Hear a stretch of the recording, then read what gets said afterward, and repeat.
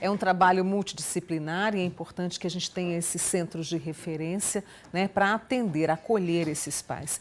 Agora, a gente fala muito do autismo do TEA, né, em crianças, mas há casos também em adultos que são diagnosticados ali de forma tardia. E a gente vai conversar com o neurologista Dr. Lauro Figueira Pinto, que está aqui com a gente hoje. Lauro, mais uma vez, obrigada por ter vindo ao Manhã Total e, mais uma vez, para esclarecer a maioria da população, né?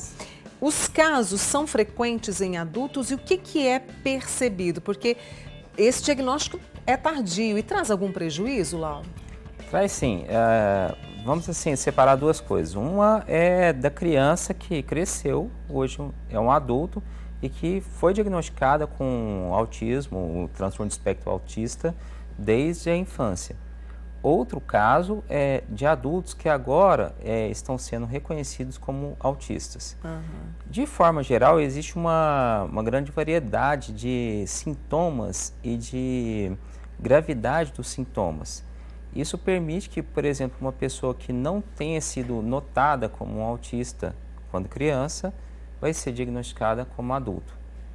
Em geral, nesses casos esses casos ocorrem quando não há comprometimento de linguagem de forma significativa, então a pessoa consegue se comunicar minimamente, apesar de ter uma dificuldade de interação social.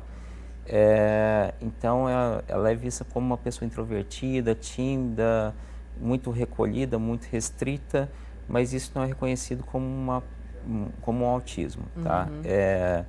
Apesar dela ter uma linguagem geral boa, ela não consegue fazer uma interação social adequada. E aí, como é que é feito esse diagnóstico, né? De repente a pessoa tem esses sintomas leves, como você está trazendo, esse diagnóstico é feito por exame clínico, por uma anamnese ou algum outro tipo de exame, Laura? Essa pergunta é muito importante. A gente não tem um marcador biológico, um exame de sangue, uma tomografia, uma ressonância que vai dar esse diagnóstico de autismo. É um diagnóstico essencialmente clínico, por questões que a pessoa apresenta ao longo da vida e que apresentou desde a infância, tá? Então é importante a gente falar e ressaltar que o autismo não começa no adulto. A pessoa sempre foi assim, só que muitas vezes esse diagnóstico passou despercebido por ser leve, tá? Ou por questões sociais, econômicas, da pessoa não ter condição de se investigar, né? O diagnóstico envolve, além dessa dificuldade persistente na comunicação e na interação social, padrões restritos e repetitivos de comportamento, de interesses e de atividades. Então a pessoa, a gente fala que ela tem uma inflexibilidade, uma rigidez mental, ela quer sempre a mesma coisa e fica sempre com hiperfoco, sempre pensando naqueles mesmos interesses. E quando isso não ocorre, ela se frustra, ela fica agitada, ela pode ficar agressiva. Tem outras pessoas que se retraem mais ainda e ficam paralisadas, tá? Gerando um grande sofrimento. Exatamente. Até, por exemplo, para quem trabalha, né? Eu imagino que esse sofrimento assim seja redobrado, né? Com essa dificuldade. Sim. E aí, depois do diagnóstico, como é que é feito, eu vou usar a palavra tratamento, mas como é que é feito esse acompanhamento? É melhor dizer assim. Tá. Assim, feito o diagnóstico, existe o que ser feito tanto para a criança autista quanto para o adulto. Certo. Tá? O tratamento não necessariamente vai ser medicamentoso, não vai ser um tratamento, uma cirurgia, um remédio.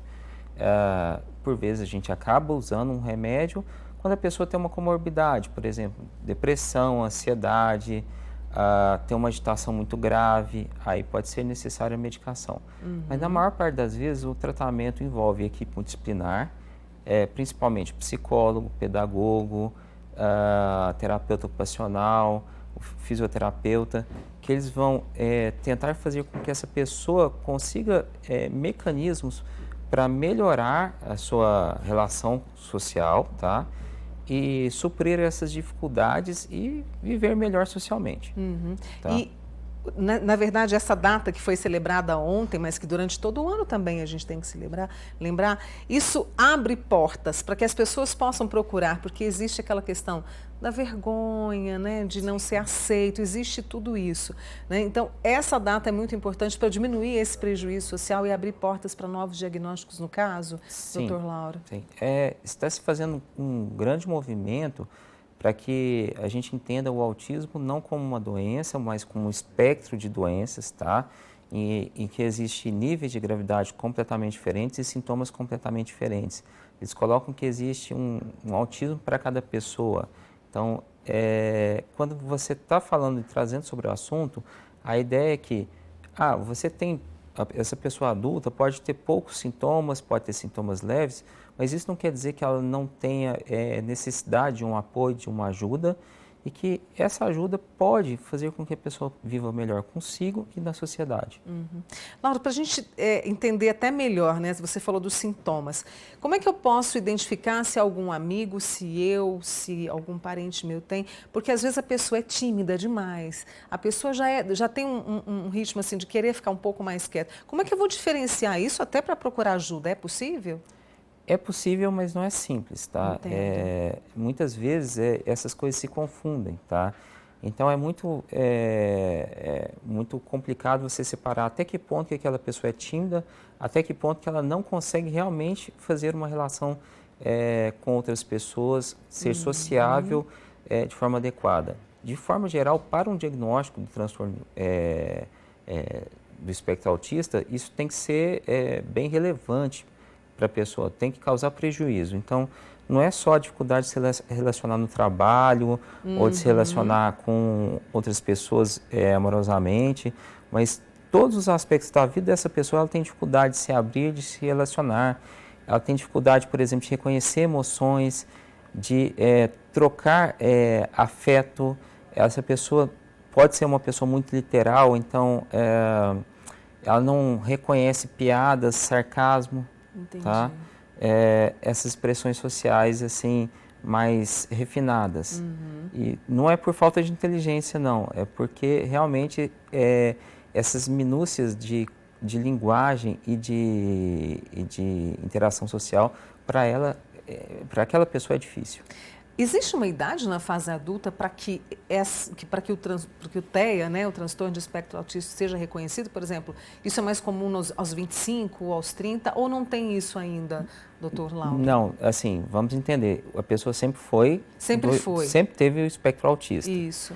Quando você faz o diagnóstico no adulto, é porque essa pessoa não foi diagnosticada quando criança. Então não tem uma idade que é mais frequente assim, não né? É que essa pessoa desenvolveu autismo quando adulto. Ela sempre foi. Sempre foi. E muitas vezes foi marginalizada por conta disso, tá? Foi tida como, ela é muito tímida, ela não se interage, mas ela é assim mesmo. Ela gosta só de carrinho, brincar de carrinho, mas isso é dela mesmo. Aí você vai ver, ela coloca todos os carrinhos em ordem. E sempre foi assim mesmo. Aí quando é adulto, não, essa pessoa gosta muito de matemática e fica só naquele mundinho da matemática e não sai da matemática, usando, por exemplo, a matemática, né?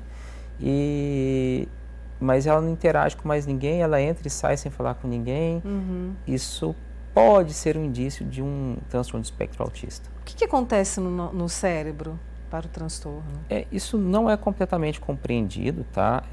Mas parece haver um hiperfoco em algumas áreas de interesse. Entendi. Tá? E essa pessoa tem dificuldade de olhar ao seu redor.